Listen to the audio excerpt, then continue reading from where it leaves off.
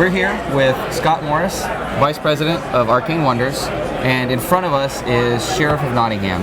So what sort of game is this? Sheriff of Nottingham is a game that is guaranteed to make anyone who plays it laugh. So this is a game for 3 to 5 players. It's the first in our line called the Dice Tower Essentials. These are games that we've partnered with Tom that he has played, he has enjoyed, and he thinks should be in most gamers' collections. And it is designed around the concept that the Honorable Prince John is coming to Nottingham. And we are players that act as merchants trying to get our goods into the city. If we get our goods into the city, then we get victory points for them, and at the end of the game, the person with the most victory points is going to win.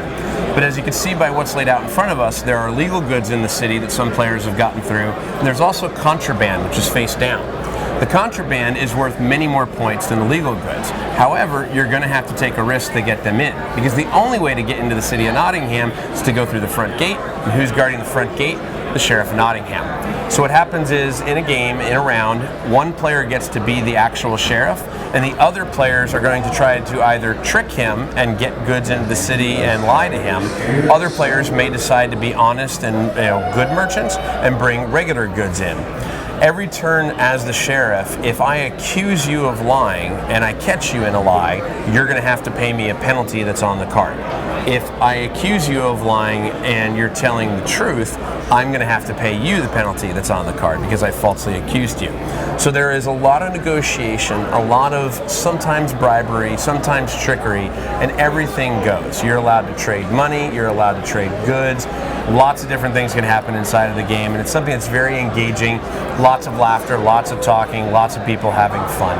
It's a game that was originally called Robin Hood. It was designed by Sergio Halban, and Tom played it, brought it to us, said, hey, we got to take a look at this. We enjoyed it. We developed a little bit of different rules from the original Robin Hood to make it a little faster of a game, and we've gotten some great reception. We've played it originally at Origins publicly, had some great reception at Origins, and then we're playing it here at the Dice Tower Con. We've probably played close to almost 40 games here at Dice Tower Con this week, and everybody has walked away going, when does this come out? When does this come out? So it's been very exciting. So we're going to have a limited release at Gen Con. It'll be about 400 to 500 units at Gen Con, and then it'll be on store shelves about maybe a month and a week after that, and the price point will be $34.99.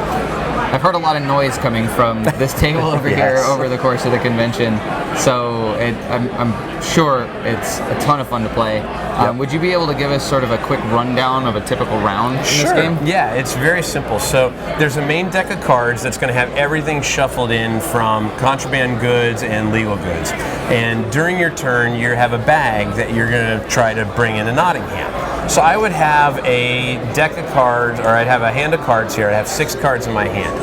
Now, there's this phase that you go through where you're allowed to discard cards and draw cards, and that gives the sheriff some information, right? So let's say we're playing a 5-player game, and I look at you and I say, Sheriff, I'm an honest merchant. You trust me. We just met, Eric, but you can really trust me. I have 3 dirty, filthy, rotten mead, and I don't want to bring this into the city. I don't want to get caught, so I'm going to discard those 3 mead, and I'm going to draw 3 cards from the top. So now you know there's a pretty good chance that I probably have some legal goods in my bag. Now I could sit here with my 6 cards and we go into what's called a load merchant bag phase. Everyone does this at the same time. I'm going to put 5 cards in my bag and I'm going to look you in the eye and I'm going to tell you, Sheriff, I'm honorable. I'm going to bring in 5 apples into the city. And I give you my bag. Everyone else does that at the same time. And then it's up to you, based on the number of players in the game, you get a certain time frame. In a 5-player game, you're going to have 4 minutes. You have to then barter, bribe, and negotiate to determine who's telling the truth or who's not. You could be as chaotic as, I'm just going to rip open every bag and I'm going to look in every bag, but you run the risk of paying a lot of penalties. Or you could start to negotiate with people in the terms of, hey Scott, 5 of a kind's pretty hard unless you stack the deck and you're cheating, so I don't think you're going to have it. Why don't you just give me 2 gold, 3 gold to let you go through the city and everything will be okay. So I'll ask you, since you have no idea, we just did this blind, do you think I have 5 apples in there? No. Okay, so I would probably tell you, so the apples would be worth 10 points if I got them in. And if you falsely accuse me, that could be a 10 gold penalty to you. I don't want you to have to pay that much. I like you. You're a good sheriff, right?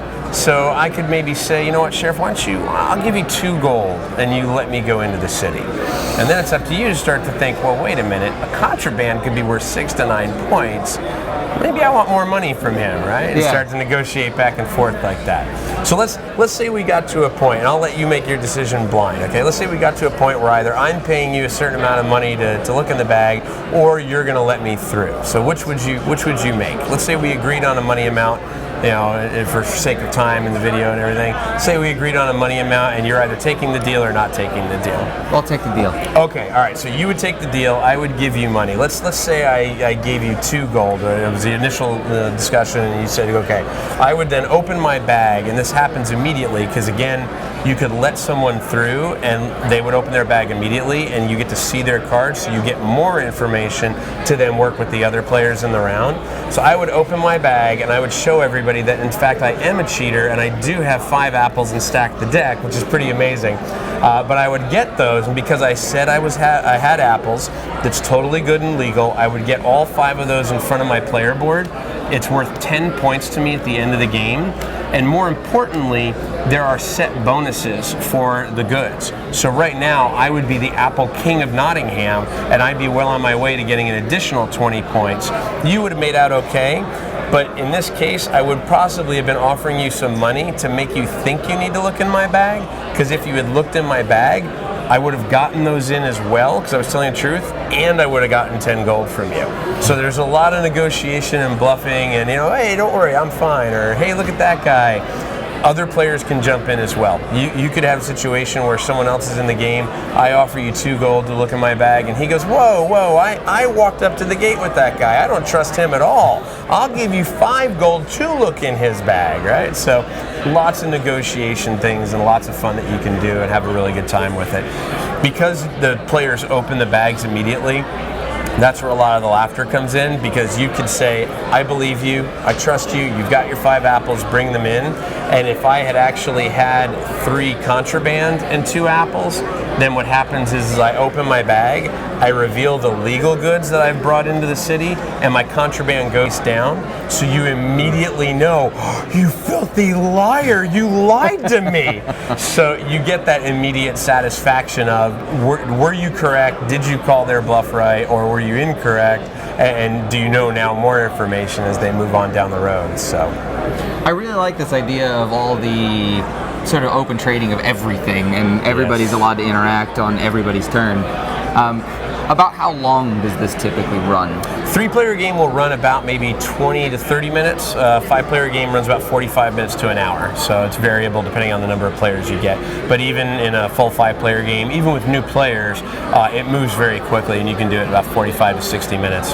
You can also, once goods are out on the table and people have gotten goods into the city, you're allowed to barter and trade with goods. So you could be a pretty strict sheriff.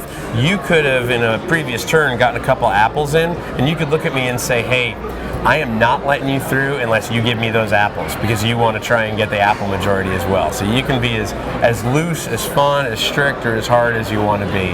And we've actually had a lot of fun playing this. We had a couple of people played who were in their 60s, and we had a couple of people play who were teenagers as young as 13. Everyone's had a great time. In fact, 13-year-old, I won't say her name, but everyone's been calling her the Contraband Queen.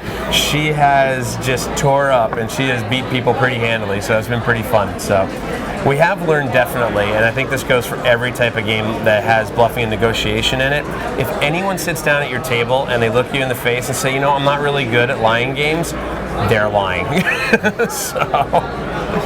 Well, since Tom Vassell seems to think that this is an essential for everybody's collection, what's the street date for this? So like I said, we're going to have about 400 to 500 copies at Gen Con, be a limited release there, and then we'll have it out a little bit after that, about a month and a half after. We haven't set a street date yet because we still don't have dates from our shipper yet, but it'll be about a month and a half after Gen Con. So mid to late September, worst case beginning of October. All right. And if you're at Gen Con, we'll have it at our booth. We'll actually be demoing it at our booth. We'll have some copies available there for sale. So if you come by, we're going to be in booth 743 at Gen Con, so you can come check it out. All right. Well, that is Sheriff of Nottingham. Appreciate it. Awesome. Thank you.